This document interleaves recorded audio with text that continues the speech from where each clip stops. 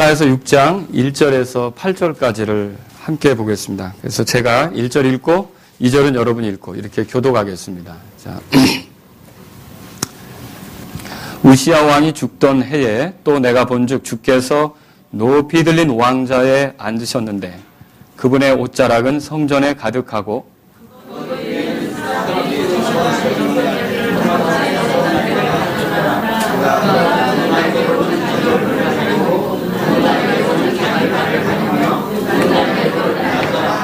하나가 다른 하나에게 크게 외쳐 이르되 거룩하다 거룩하다 거룩하다 만군의 주여 그분의 영광이 온 땅에 충만하도다 하더라.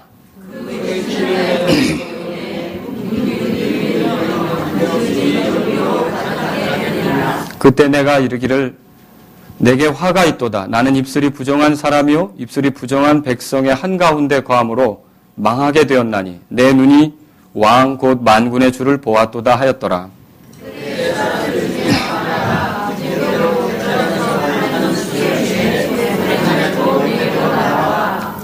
그것을 내 입에 대며 이르되 보라 이것이 내 입술에 닿았으니 내 불법이 제거되고 내 죄가 깨끗하게 되었느니라 하더라.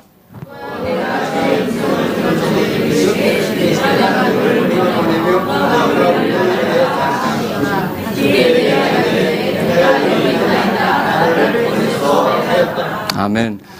여기 1절에 보면 우시야라고 하는 사람이 나오고요. 여러분 이 우시야는 잘 아시죠? 우시야는 처음에 하나님 잘 섬긴 왕이었어요. 그런데 하나님께서 강하게 하시자 나중에 마음이 높아졌죠. 그래서 제사장 외에는 드릴 수 없는 분향단을 하나님께 직접 드리겠다고 나갔죠. 이거 잘 생각하셔야 돼요. 하나님께 드린다고 나간 거예요. 하나님께 경배하겠다고 나간 거죠. 그러나 하나님이 주신 방법대로 하지 않았기 때문에 그는 그날 어떻게 됐습니까? 나병이 온몸에 퍼지게 됐죠. 아직 더 통치할 수 있었어요. 근데 나병이 온몸에 퍼지니까 결국 백성들을 다스릴 수 없게 된 거죠. 그리고 이제 조용히 다른 처소에 거하면서 따로 있으면서 아들 요담이 대신 통치하는 것을 성경을 통해 보게 된단 말입니다. 그 우시야를 얘기합니다. 그때 이사야가 그때도 대언을 했었는데 여기 보니까 내가 본즉 이렇게 돼 있어요. 그래서 오늘 제가 사실 여러분에게 드릴 말씀은 우리가 보아야 할 것이 무엇인지 이것에 대해서 여러분에게 설교하려고 합니다. 잠깐 기도하겠습니다. 거룩하신 아버지, 오늘 이 오후에도 주님의 큰 긍휼과 은혜가 우리에게 있기를 원합니다. 말씀을 전하는 자는 아주 부족한 사람이지만 하나님의 영광을 위해 도구가 되게 해주시고 주님의 어떠하심을 잘 드러낼 수 있도록 성령님 같이 하여 주옵소서. 우리가 하나님을 섬기는 사람들이라고 고백하고 있습니다. 그러나 하나님이 어떤 분인지 잘 모르면서 하나님을 섬긴다고 하고 하나님을 안다고 하고 하나님을 가까이 한다고 하는 어리석음에 빠지지 않도록 도와주옵소서. 하나님이 어떤 분이신지 하나님이 요구하시는 것이 무엇인지를 모르는 채 우리가 우리의 생각대로 나아가지 않게 하시고 성경에 보여진 그 하나님을 우리가 온 마음을 다해서 믿을 수 있도록 인도해 주옵소서. 성도들에게 같이 하셔서 말씀을 깨달을 수 있도록 도와주시길 원하며 주님께 영광이 되는 시간이 되게 하여 주옵소서. 예수님의 이름으로 기도합니다. 아멘. 사실 무엇을 보느냐가 사람의 생애에 굉장히 영향을 미치게 되어 있습니다. 우리가 하게 되는 것은 다 본대로 하게 되어 있어요. 아이들에게 가르쳐주지 않았지만 그래도 아이들이 뭔가를 하는 걸 보면 누군가에게 보았기 때문에 그런 일을 할 때가 있다는 거죠. 여러분 그렇지 않습니까? 우리가 보면서 배우잖아요. 사실 이 보는 것에 굉장한 영향을 받게 되는 거죠. 자, 시편 101편을 한번 보세요. 보는 게 얼마나 시편 101편입니다.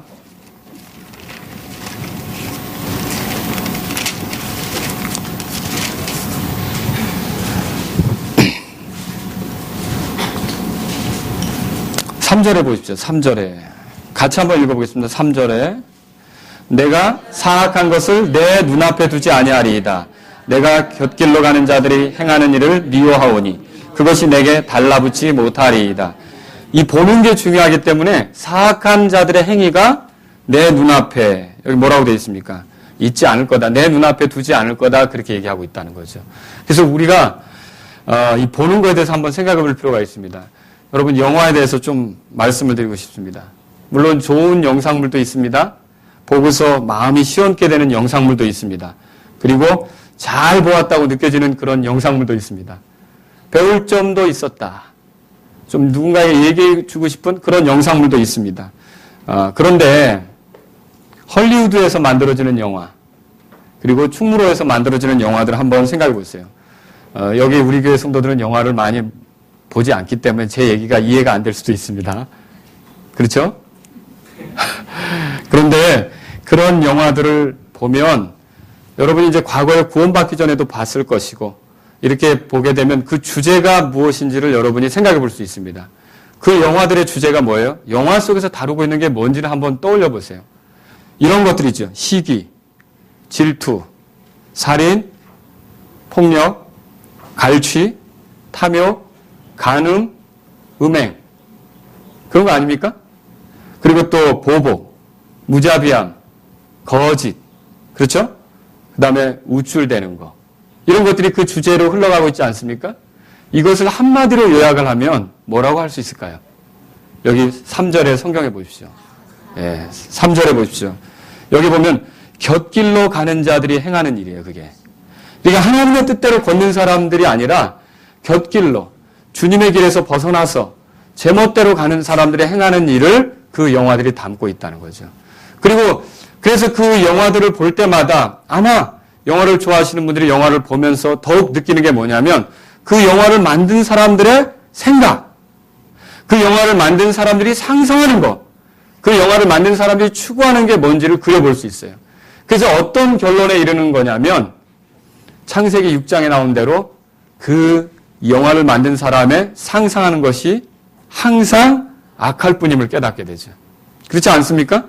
그래서 보면서 후회가 되고 또 어때요? 그런 것들을 보면서 모방적인 범죄가 일어나기도 하고 또 죄에 대한 그런 우리도 모르게 무디어지기도 하고 그걸 따라 할 수도 있다는 그런 아주 여유로운 마음이 생기기도 하고 그래서 거기에 의해서 우리 자신이 망가지기도 하고 좋지 못한 것에 지배받기도 한다는 거죠. 심지어 그리스도인들도 어때요?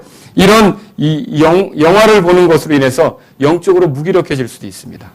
주님의 말씀대로 걷기는커녕 오히려 더 나태해지고 뒷걸음질 치고 또 하나님 말씀과 상관없는 행동들을 계속 일삼게 되는 거죠.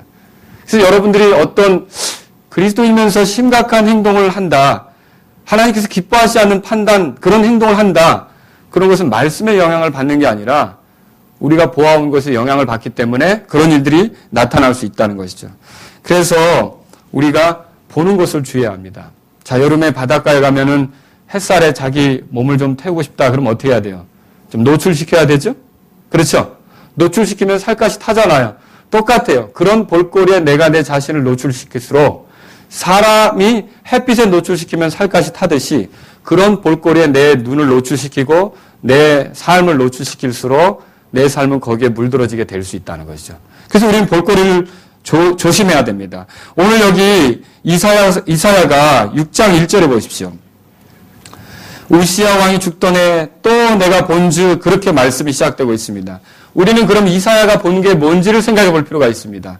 그래서 오늘 저는 여러분들과 함께 우리들이 보아야 될 게 뭔지, 자, 믿지 않는 사람도 마찬가지입니다. 그러나 믿는 사람들이 더더욱 보아야 될 게 뭔지, 여러분 우리가 뭘 봐야 될까요? 이 말씀을 통해서 한번 우리가 보아야 될 게 무엇인지를 한번 살펴봤으면 좋겠어요. 그래서 우리가 자꾸만 그런 것들을 보기를 사모하고 그런 것들을 추구하며 갈 수 있는 그런 사람들이 되기를 바랍니다. 여기 보면 우리가 보아야 될 것들이 한 세 가지로 이 본문 안에 나오는데 첫 번째로는 어떤 것이냐면요. 영광 중에 계신 주님을 보아야 합니다. 뭘 보아야 한다고요? 영광 중에 계신 주님을 보아야 합니다. 자, 여기 보면 1절에 보세요. 그때 이사야가 본 것은 뭐냐면 주께서 높이 들린 왕자에 앉으셨는데 그렇게 써 있어요. 주께서 높이 들린 왕자에 앉으신 것. 높이 들린 왕자에 계신 거기 앉아 계신 주님을 본 거죠. 자, 여러분 하나님을 섬기죠. 그런데 하나님이 어떤 분이신지 보면서 가고 있습니까? 하나님께 경배하죠. 하나님이 어떤 분이신지 보면서 경배하고 있습니까? 물론 우리 눈에 안 보입니다. 하지만 이 말씀을 통해서 우리가 하나님이 어떤 분이신지를 볼 수 있지 않습니까? 설교는 왜 듣는 것입니까? 세상의 재미난 이야기를 들으려고 하는 게 아니에요. 어떤 우리가 우스갯소리를 들으려고 하는 게 아니에요. 우리가 어떤 인간의 처세술을 배우려고 하는 게 아니에요.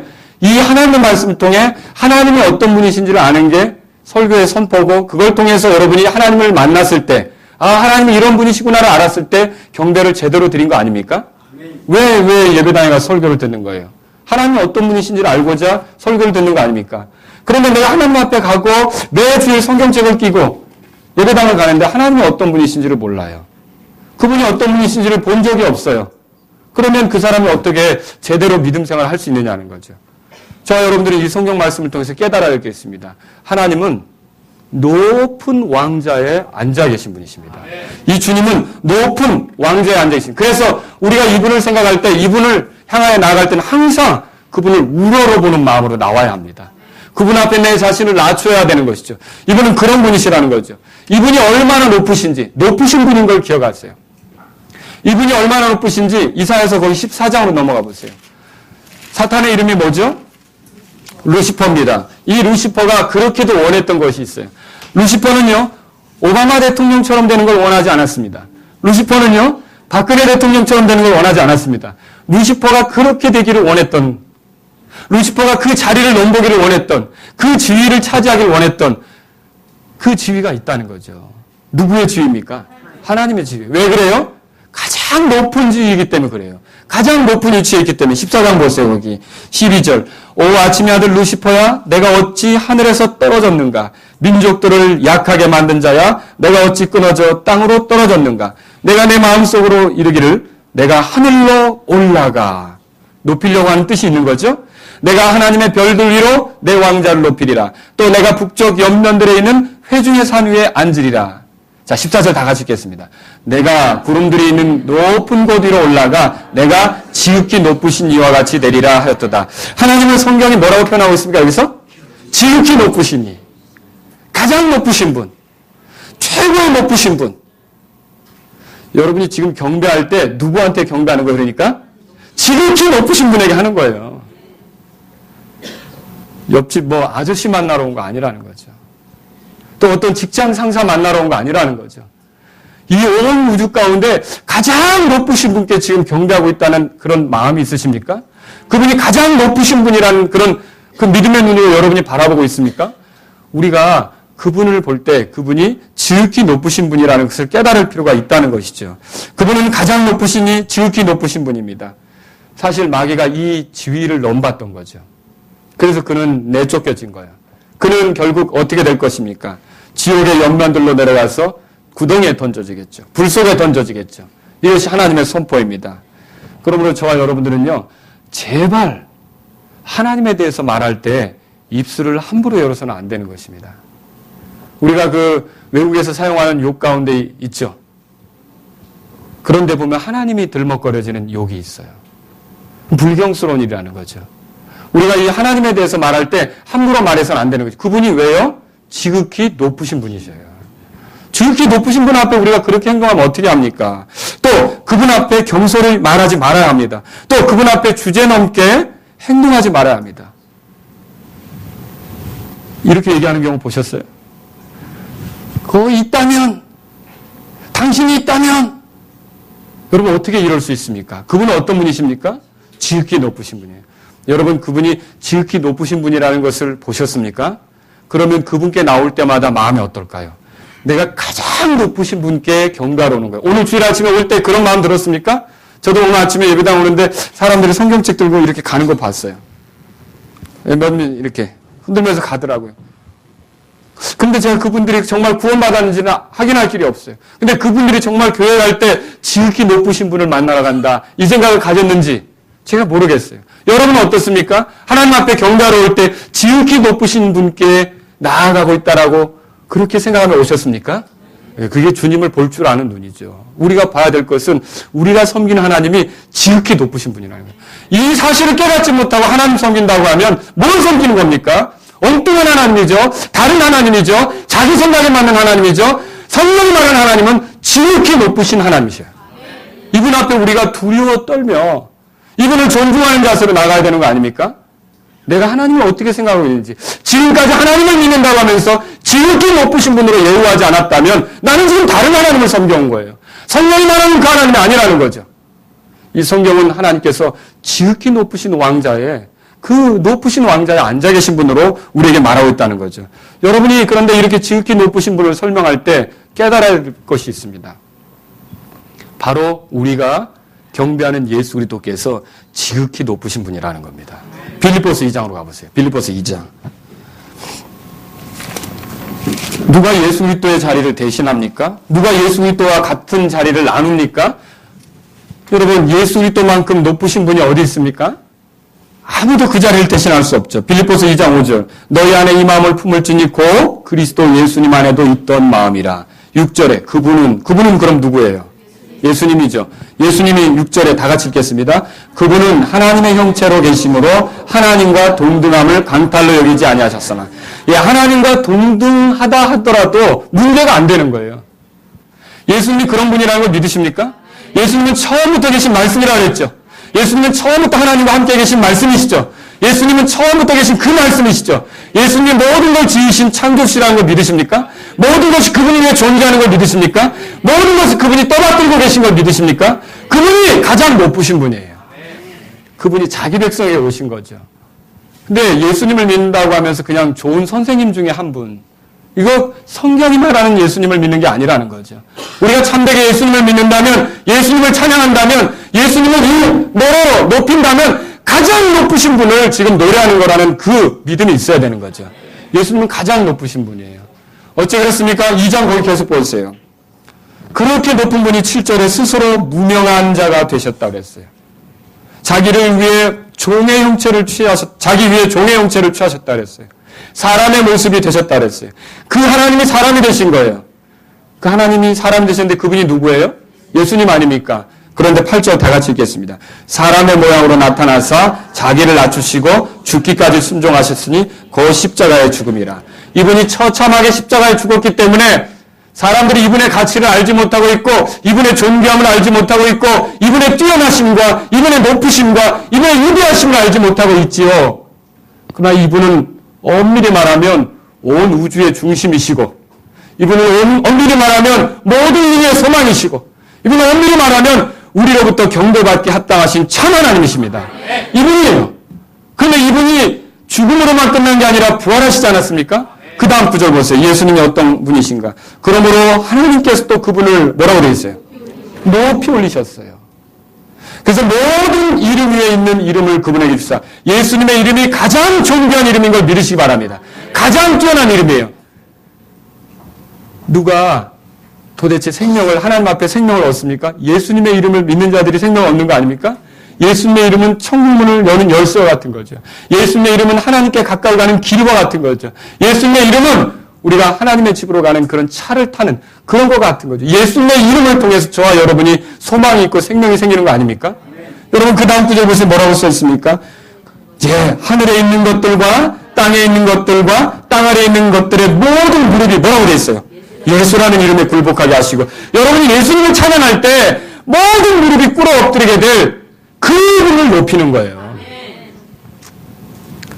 주님을 거부했던 죄인들, 예수님을 믿지 않았던 죄인들, 자기 멋대로 살았던 죄인들, 끝까지 회개하지 않았던 죄인들도 마침내는 예수라는 이름에 무릎을 꿇게 될 것입니다.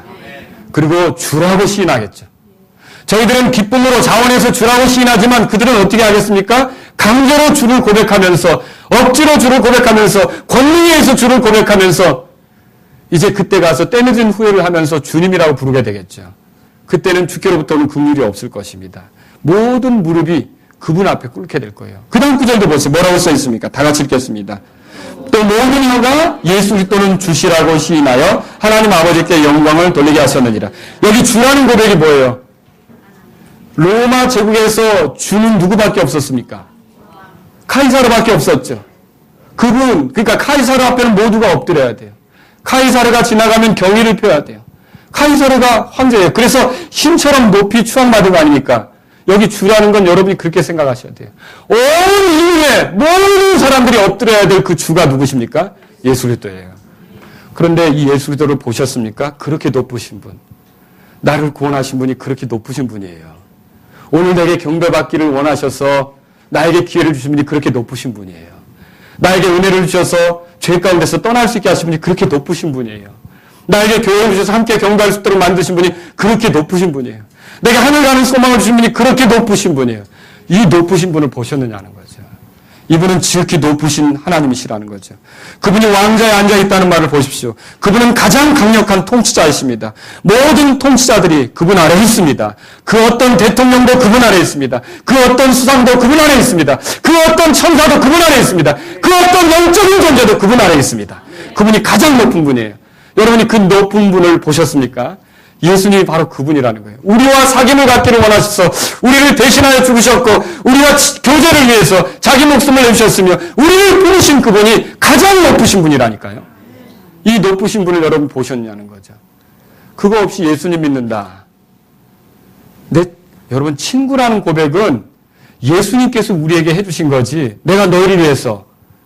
우리는요 예수님께 나아갈 때 어떻게 그런 사실 그 용어가 사실은 어렵습니다. 우리가 주님 앞에 나아가면 엎드릴 수밖에 없어요. 사도 요한도 주님 발 앞에 납작 엎드리지 않았습니까? 이 다음에 여러분이 주님을 만났을 때 아마 엎드리게 될 것입니다. 친구처럼 우리가 그런 상상을 하지만 사실은 가장 높으신 분 앞에 엎드려 경의를 펴게 될 거예요. 여러분과 제가 그 가장 높으신 분을 지금 예배하는 거예요. 그 가장 높으신 분을 경배하는 거죠. 우리에게 이런 분을 본 사실이 있습니까? 이분의 옷자락이 성전에 가득하다고 이 이사야서 6장 1절에 그렇게 써 있어요. 그분의 왕권과 위엄이 가득하다란 말이에요. 그래서 그분은 경의와 존중을 받기 합당하신 분이에요. 그래서 이분을 경배하는 것이 참된 경배예요. 사람이 맞는 것에 엎드리는 것은 거짓된 경배입니다. 사람이 조각해서 맞는 거 있죠. 불상이 됐든 불쌍한 일이죠. 마리아가 됐든 무엇이 됐든 사람이 만든 것들에 엎드려서 경배하는 걸 생각해 보세요. 어떤 것으로 반은 땔감을 만들고 반은 그 조각품을 만듭니다. 그걸 경배할 게 아니라 차라리 그걸 만든 사람을 찾아가야 될 거 아닙니까? 왜냐하면 그 마리아상이든지 그 불상을 만든 자가 더 귀한 거 아닙니까? 그렇지 않습니까? 그런데도 사람들은 어때요? 사람이 만든 거에 엎드리고 있어요. 제가 온전한 생각을 하면 사람이 만든 그 조각품 앞에 엎드리고보다 그 조각품을 만든 사람을 찾아갈 거예요. 왜냐하면 그 손에서 그게 나왔기 때문에. 그런데도 사람들은 깨닫지 못하고 계속 사람의 손에서 만들어진 것에 엎드려 절하고 있어요. 이게 얼마나 거짓된 것입니까? 하나님은 만들어주신 분이 아니십니다. 하나님은 영원히 계신 분입니다. 예수 그리스도는 창조주이십니다. 그분께 경배드리는 것은 아주 가치 있는 일이고 아주 마땅한 일이고 합당한 일이며 참된 경배가 되는 것입니다. 여러분은 돌덩어리나 사람에서 만들어진 어떤 것에 엎드리지 마시기 바랍니다. 가장 높으신 분, 위엄 있으신 분, 뛰어나신 분을 볼 필요가 있어요. 그분은 예수 그리스도이십니다. 여기 이사야서 보십시오. 그분은요 또 2절에서 3절에 보니까 이렇게 되어 있어요. 6장 2절 3절 같이 읽겠습니다. 그것 위에는 스랍들이 서 있었는데 저마다 6날개를 가졌더라. 그가 두 날개로는 자기 얼굴을 가리고 두 날개는 자기 발을 가리며 두 날개로는 날더라. 하나는 다른 하나에게 크게 외쳐 이르되 거룩하다 거룩하다 거룩하다 만군의 주여 그분의 영광이 온 땅에 충만하도다 하더라. 아멘. 여러분 여기 스랍들이 나와요. 영적인 존재들이 있다는 거 아시죠? 천사들도 있지만 여기 스랍이 나옵니다. 하나님 만든 생물체 중에 스랍은 날개가 6이에요. 그룹이라고 하는 것 있죠. 우리가 케루빔이라고도 하는데 이런 그룹은 날개가 2이 돼 있죠. 자, 이 천사들은 사실은 어떻게 보면은 날개 없이 나타나는 그런 모습이 보여줄 수도 있겠죠. 그런데 여기 보면 날개가 6이나 있어요. 근데 이 6 날개를 가진 존재들이 어떻게 합니까? 날개 6개를 다 쓰고 있습니까? 나는데 단지 2개만 쓰고 있어요. 근데 2개는 어떻게 하고 있습니까? 얼굴을 가리고 있어요. 왜 얼굴을 가리고 있습니까?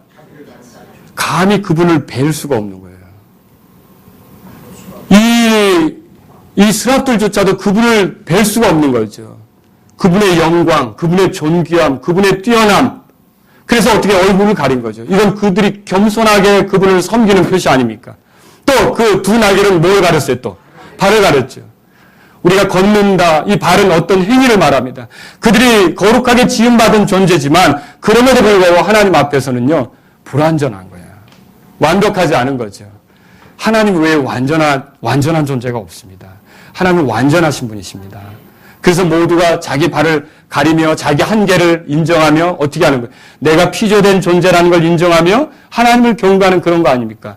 이들이 경배하면서 뭐라고 말합니까? 거룩하다, 거룩하다, 거룩하다 만군의 주여. 무려 몇 번이나 반복합니까? 예.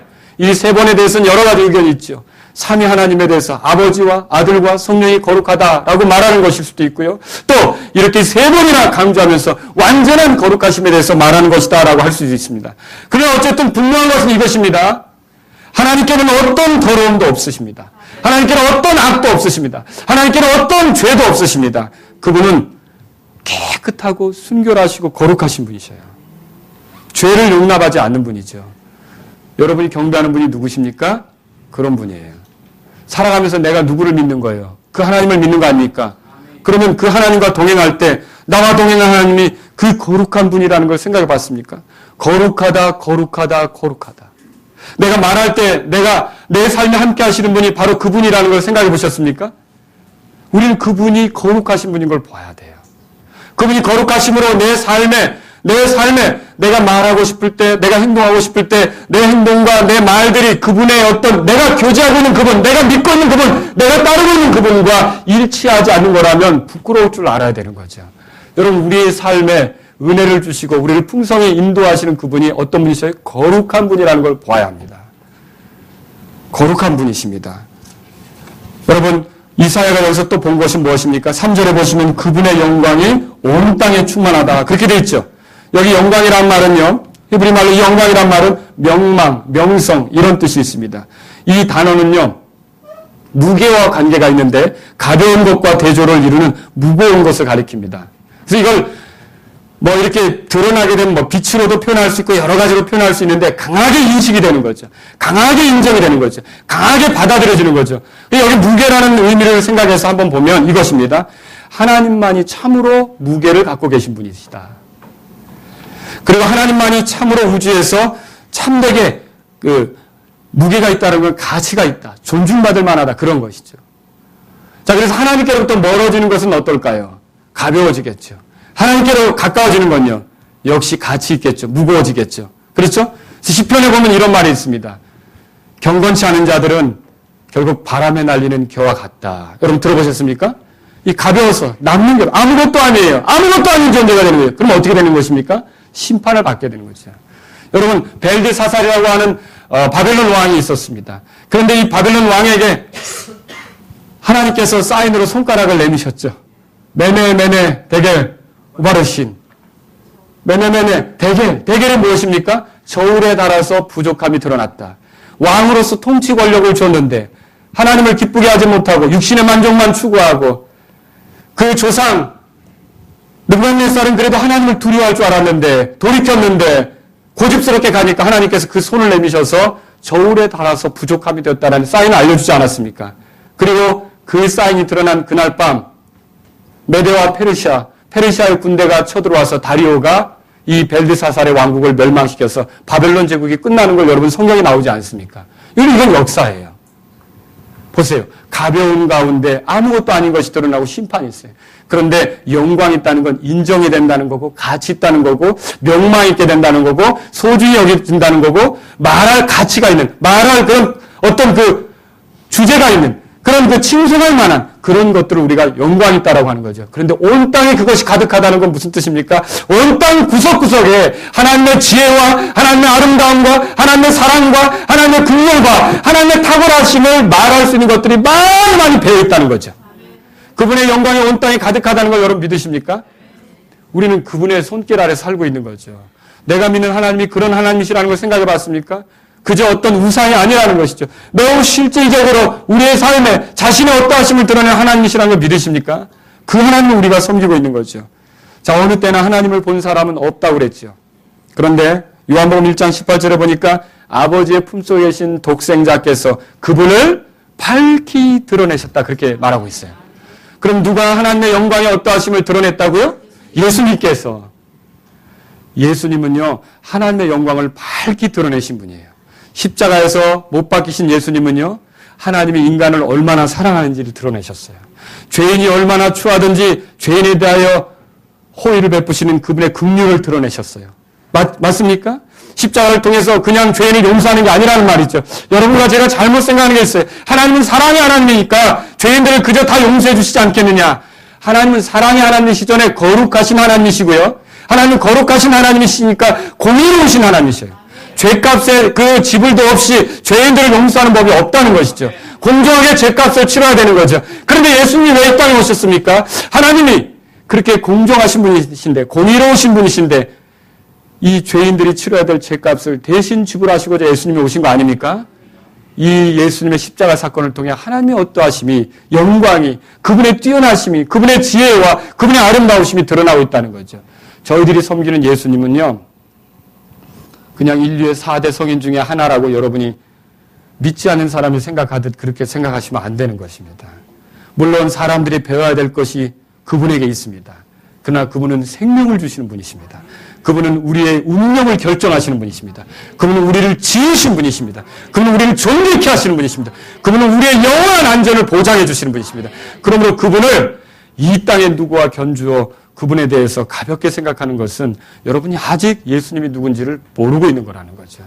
가장 높으시고 영광 가운데 계신 그분을 보시기 바랍니다. 그래서 고린도후서 4장을 펴보세요. 우리가 하나님을 알려고 할 때 이 예수님을 통해서 알죠. 고린도후서 4장 6절에 빛에게 명령하사 어둠 속에서 빛을 비추게 하신 하나님께서 우리 마음의 빛을 비추사 뭐라고 되어 있어요? 예수 그리스도의 얼굴에 있는 하나님의 영광을 아는 빛을 주셨느니라. 예수 그리스도를 알수록 하나님께서 얼마나 영광 중에 계신지 여러분이 알게 되는 거예요. 그분이 얼마나 영광스러운 분이신지, 그분이 얼마나 인정할 만한 분인지, 우리가 얼마나 그분을 높여야 할 분인지, 얼마나 그분에 대해서 칭송해야 될 것인지, 얼마나 그분을 드러내야 되는 것인지, 얼마나 그분을 자랑하고 이게 높여드려야 되는지 우리가 더 알게 되는 거죠. 누구를 볼 때요? 예수님을 볼 때. 우리가 섬기는 하나님이 이런 분이라는 걸 보실 수 있기를 주의 이름으로 바랍니다. 이사야서 6장 거기 보면 4절에 그 외치는 자의 음성으로 내 문기둥들이 흔들리며 그 집에 연기로 가득하게 되었다. 예, 이 연기는요, 계시록 15장 8절에도 나오지만 하나님의 이 진노의 그림들을 보여주고 있습니다. 하나님의 심판의 그림들을 보여주고 있습니다. 이 연기는 하나님의 거룩함에 비해 더럽혀진 인간을 향한 하나님의 진노를 말해주고 있죠. 이런 진노가 있기 때문에 그 연기를 보면서 이사야가 느낀 게 뭐냐면 화로다 나여 망하게 되었다. 내가 망하게 되었구나. 이걸 깨닫게 된 거죠. 하나님이 거룩하신데 하나님 앞에 살아가는 사람들은 어때요? 하나님을 기쁘게 한다는 사람들은 어때요? 그렇지 않거든요. 경망스럽거든요. 가볍거든요. 죄 가운데 있거든요. 그래서 망하게 되었다라는 표현을 하고 있지 않습니까? 그래서 두 번째로 살펴볼 게 있습니다. 첫 번째로 우리가 뭘 봐야 된다고 그랬습니까? 영광 중에 계신 주님을 봐야 된다 그랬죠. 두 번째로는요, 더러운 나를 볼 수 있어야 합니다. 추한 나를 볼 수 있어야 되는 거죠. 이때 이사야가 본 것은 뭡니까? 5절에 보세요. 그때 내가 얘기를 내게 화가 있도다. 나는 뭐라고 돼 있어요? 입술이 부정한 사람이요. 또 입술이 부정한 백성의 한가운데 거함으로 뭐라고 돼 있어요? 망하게 되었다. 예, 그때 이사야가 본 것은 더럽혀진 자신이었습니다. 자신이 그 부정한 상태에서 만군의 왕이신 그분을 배웠다는 거죠. 여러분이 주님이 어떤 분이신지를 알면 알수록 내 자신이 더럽다는 걸 더 느끼게 돼 있어요. 그러니까 하나님을 못 만난 사람들의 특징이 뭐냐면 자기가 깨끗한 줄로 알아요. 그런데 사실 그렇지 않습니까? 우리가 뭐 굴뚝 청소 얘기도 알지만, 예? 여러분 내가 더러운 사람 옆에 있으면 내가 깨끗한 줄로 알죠. 그죠? 그런데 내가 지금 섬기는 그분이 하나님께서 얼마나 깨끗하시고 거룩하시고 그런 분인 줄 여러분이 볼수록 내 자신의 어떠함을 보겠습니까? 더럽고 추한 걸 보지 않겠습니까? 여러분 우리가 구원받기 전에도 그랬어요.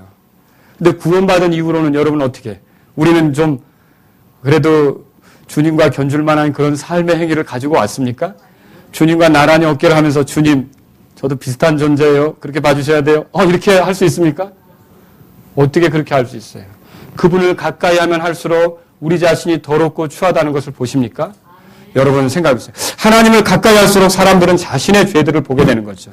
그러나 하나님으로부터 멀리 떨어질수록 더럽혀진 자신을 보지 못하게 되는 거예요. 실제 우리가 좋지 못한 습관에 빠져서 헤어나오지 못하는 이유는 그 하나님 앞에 선 사실이 없기 때문에 그래요. 그 하나님을 본 사실이 없기 때문에 그렇죠. 자, 그러므로 영광의 주님을 볼 수 있어야 하고 그분 앞에서 나를 똑바로 볼 수 있어야 합니다. 들어보십시오. 거룩하신 그분 앞에 우리가 얼마나 더러운 사람들입니까? 참되신 그분 앞에 우리가 얼마나 거짓됩니까? 의로우신 그분 앞에 우리가 얼마나 가증합니까? 순결하신 그분 앞에 우리 죄가 얼마나 많습니까? 진실하신 그분 앞에 우리가 얼마나 위선적입니까? 생각해 보라는 거죠. 아름다우신 그분 앞에 우리가 얼마나 추합니까? 영광스러운 그분 앞에 우리가 얼마나 가벼운 존재입니까? 우리는 정직하게 우리 자신이 어떠한 사람인지 보아야 합니다. 내게 화가 있도다. 나는 입술이 부정한 사람이요 입술이 부정한 백성이 한가운데 거함으로 망하게 되었도다. 더럽혀진 사람들 틈에서 여러분이 더럽혀지고 있는 자신의 모습을 발견할 때가 있었습니까? 주님 때문에. 또 하나님의 백성이라고 하지만 하나님의 백성이 아닌 사람들과 별로 다를 바 없음으로 인해서 괴로움을 느끼신 적이 있습니까? 우리가 그런 거 느낄 때가 있느냐는 거죠. 더 이상 이렇게 살아서는 안 되는다라고 울부짖어 보신 적이 있습니까? 하나님 이 같은 삶을 청산할 수 있게 해달라고 여러분 내가 이 거룩하신 하나님을 섬기면서 내 모습은 왜 이렇습니까? 라고 여러분 울부짖어 보신 적이 있으십니까? 정말 하나님 앞에 선 사람들일수록 그런 것들이 나오게 돼 있다는 거죠. 하나님을 기쁘시게 할 수 없는 것들로 인해 여러분 괴로워해 보신 적이 있으십니까? 그분 앞에 선 사람들일수록 그런 걸 느끼는 거예요. 입술이 부정하다는 것은 행동이 부정한 것을 말하죠. 또 행동이 부정하다면요. 마음까지 부정하다는 걸 말해요. 왜냐하면 마음에 있는 것이 겉으로 나오는 거 아닙니까? 결국 모든 것이 부정한 가운데 있는 거죠. 근데 여러분 여기까지만 보면 참으로 절망적입니다. 우리는 하나님을 가까이 할 수가 없습니다. 나는 그 죄인들이 가볍게 구원받지도 못한 상태에서 하나님을 우리 아버지라고 얘기하는 것이 얼마나 불경스러운 일인지. 지나가는 애가 내가 낳은 사실도 없는데 날 보고 아버지라 그러면 제가 모든 이들이 달려와서 아버지 하면 제가 기분이 좋을까요? 황당할 겁니다. 그래도 이랑이 재혁이 민영이가 와서 얘기하면 좋죠. 그죠? 내가 나왔으니까. 나아지는 사실도 없고 거룩함이 뭔지도 모르고 자기 아버지가 어떤 분인지도 모르고 거룩하시고 지극히 높으시고 영광주에 계신 그 아버지인 것도 모르면서 하고 싶은 대로 제멋대로 다 하고 살면서 물어보면 하나님 아버지래요. 이게 얼마나 하나님 앞에 가증한 일입니까? 그리고 하나님을 알고 그러면 우리가 겸손하게 내 죄를 보고 내 죄에서 어떻게 건져져야 될지를 생각해 봐야 되지 않습니까? 여기 이 구절을 보세요. 그런데 이것으로만 끝나지 않고요. 6절, 7절에 보니까 이렇게 써 있습니다. 그때 스랍들 중 하나가 부짓개로 제단에서 불타는 숯을 취해 손에 가지고 내게로 날아와 그것을 내 입에 대며 이르되 보라 이것이 내 입술에 닿았으니 뭐라고 돼 있어요? 내 불법이 제거되고 내 죄가 깨끗하게 되었느니라 하더라.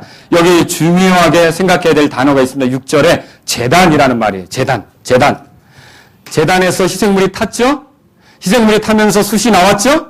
예, 희생물이 드려졌다는 거 아닙니까? 이 희생물이 드려진 그 제단의 숯을 가져다가 부정한 입술을 대니 부정한 입술이 어떻게 되었다고요? 깨끗하게 되었죠. 여러분과 제가 하나님을 가까이 할 수 없습니다. 그분은 거룩하고 난 더러워요. 그분은 아름답고 나는 추해요. 그분은 정직하고 나는 가증해요. 어떻게 내가 하나님을 가까이 할 수 있어요? 우리의 착각 중에 가장 큰 착각이 내가 그냥 이쁘게 차려입고 성경책 들고 교회 가면 하나님 받으실 줄로 생각하는 거예요. 하나님하고 격이 안 맞습니다. 어떻게 하나님하고 나란히 마주 앉아서 하나님을 노래한다고 할 수 있습니까? 좀 똑바로 봐야 될 거 아닙니까? 내가 어떤 존재인지를 봐야 될 거 아닙니까? 얼마나 추하게 살아왔는지 봐야 될 거 아닙니까? 그렇게 가증하게 살아왔고 그렇게 거짓말하며 그렇게 더럽게 살아와놓고 하나님 노래 한 번 몇 번 부른다고 찬송 몇 번 부른다고 하나님 말 받으실 줄로 생각하는 게 얼마나 어리석은 일이 아닌 거죠. 그런데 하나님께서 우리에게 어떻게 하셨습니까? 여기 제단을 준비하셨죠? 예수 그리스도께서 희생제단에 올라가셔서 희생물이 되신 거예요. 하나님의 어린 양이 되신 거예요. 죄인인 우리들을 대신해서 죽으신 거예요. 하나님의 진노를 가라앉히시는 희생물이 된 거죠. 이 예수님이 거기에 바쳐져 죽으심으로 예수님이 피를 쏟고 죽으심으로 이 예수 그리스도를 믿는 자들은 이제 그분의 피로 말미암아 모든 죄에서 깨끗하게 된 걸 믿으십니까? 요한일서 1장 보세요. 우리가 하나님을 섬길 수 있는 자격이 그래서 주어지는 거 아닙니까? 요한일서 1장 7절 보세요.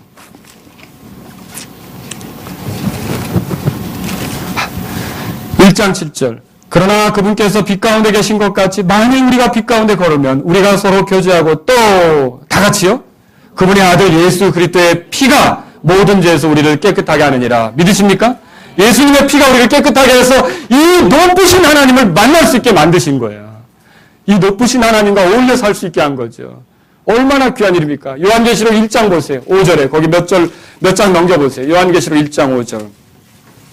자, 또 신실한 증인이시여 죽은 자들 중에서 처음 나신 분이시며 땅의 왕들의 통치자이신 예수, 땅의 왕들의 통치자이신, 여러분 보세요. 신실한 주인이시고요. 죽은 자들 중에서 처음 나신 분이시며 땅의 왕들의 통치자이신 예수 그리스도로부터 뭐라고 되어 있어요? 은혜와 평강이 너에게 있을지어다. 우리를 사랑하사 자신의 피로 우리의 죄들로부터 우리를 씻으시고, 우리가 깨끗하게 되어서 하나님을 섬길 수 있는 자격이 누구 때문에 생기는 겁니까? 그러니까 성경책 끼고 교회 간다고 해서 하나님이 그 사람의 성경책 때문에 받는 게 아니라는 거죠. 헌금을 준비해가지고 교회 간다고 해서 하나님께서 그 사람이 준비한 헌금 보고 받으신 게 아니라는 거죠. 그 사람이 어떻게 가든 자기 자신이 죄 많은 사람이고 하나님과는 어울리지 않는 사람이지만 자기 때문에 제단에 희생되신 예수님, 거기서 피 흘리신 예수님, 그분의 죽으심, 그분의 부활의 공로로 그분을 통해서 내가 하나님께 받아들일 수 있다는 소망을 가지고 하나님께 나오면 그가 과거에 어떻게 살았든지 하나님이 그를 대우하시고 그를 정결하게 하시고 그를 받아주시는 걸 믿으십니까?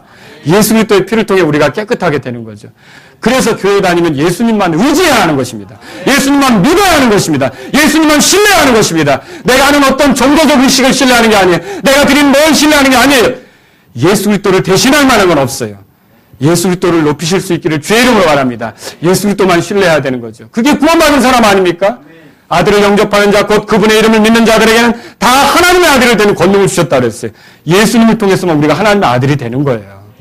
그런데 예수님을 제껴놓고 내가 하는 종교적 의식, 행위, 그 예수님 안 믿는 거죠.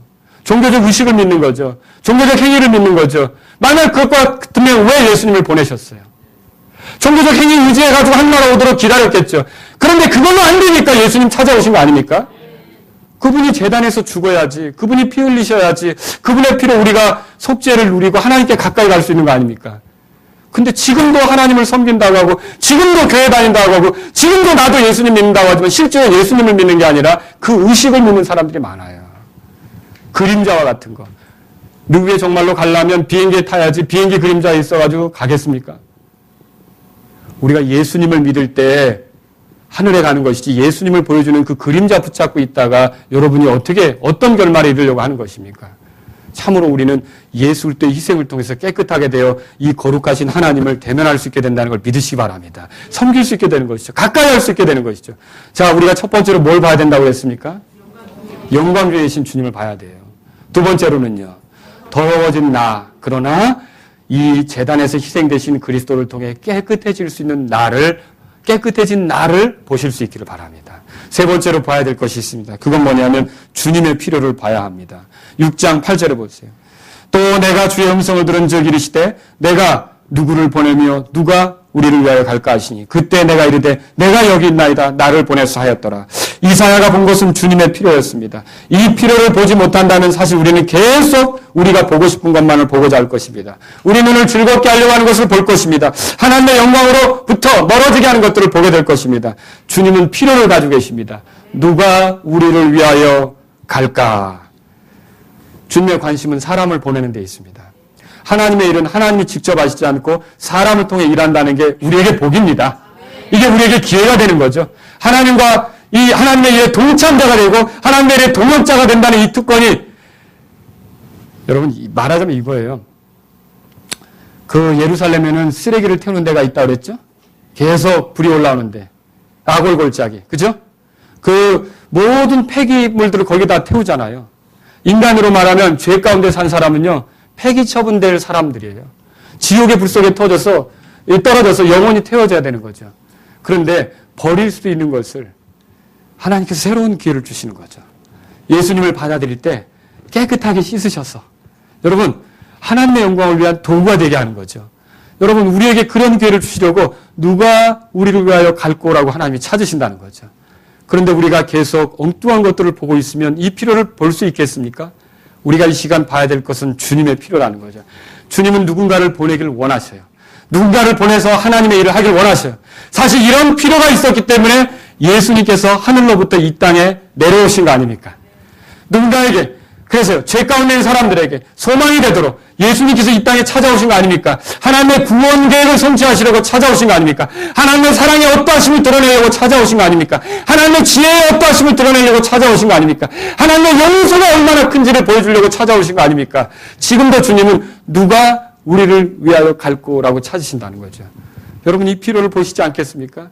이 필요를 보지 못하면, 이 필요를 따라가는 사람이 없다면 누가 하나님의 영광을 보겠습니까? 누가 하나님의 높으신 주이신 걸 보겠습니까? 누가 하나님의 주권자라는 걸 보겠습니까? 누가 하나님이 심판하신다는 걸 보겠습니까? 누가 하나님께서 깨끗하게 하신다는 걸 보겠습니까? 우리는 이 영광 받으실 주님이 어떤 분이신지를 사람들에게 알려서 소망이 되도록 하기 위해서 가야 되지 않겠습니까? 저와 여러분들이 하나님의 필요를 보실 수 있기를 주의 이름으로 바랍니다. 이제 주님은 자신의 필요에 따라 갈 사람들을 찾으십니다. 여기 이사야가 뭐라고 대답했습니까?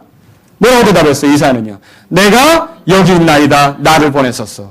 오늘 저와 여러분들이 하나님의 거룩하심을 보고 비록 더러웠던 나지만 예수님의 그 희생을 통해 깨끗하게 된 사실을 감사하면서 아직 저 더럽혀진 세상에 하나님이 누군가를 보내실 때 내가 기꺼이 가겠습니다. 라고 그 주님의 필요에 응답하시지 않겠습니까? 오늘 저는 이 말씀을 통해서 크게 두 가지로 여러분에게 말씀드리려고 합니다. 자, 이 자리에 이 말씀을 듣는 분 가운데는요. 아직 진짜로 구원받지 못한 분들이 있습니다. 구원받지 못한 분들, 그러나 구원받기를 원하시는 분들이 있다면 잘 들으십시오. 나도 구원받기를 원한다면 잘 들으십시오.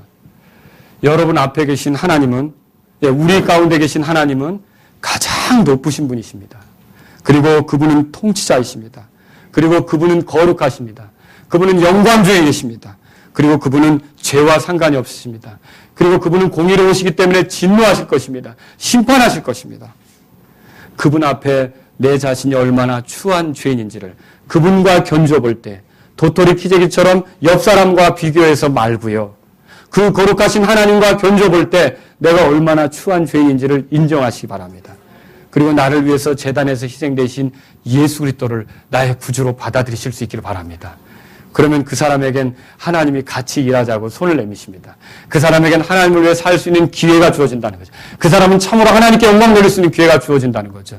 여러분 가운데 구원받지 못하신 분들은 그 높으신 하나님 앞에 내가 죄인인 걸 인정하고 이 죄를 위해서 희생되신 예수님을 받아들여서 주님과 함께 새로운 기회를 맞으실 수 있기를 주의 이름으로 바랍니다.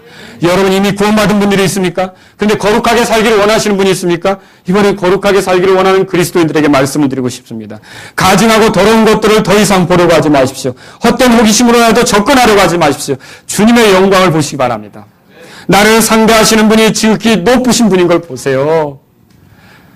언제까지 내 목소리를 높이려 하겠습니까? 언제까지 내 어깨에 힘을 주려고 하겠습니까? 언제까지 나의 어담을 과시하려고 하겠습니까? 내가 지금 섬기는 그분이 가장 높으신 분인 걸 보시기 바랍니다.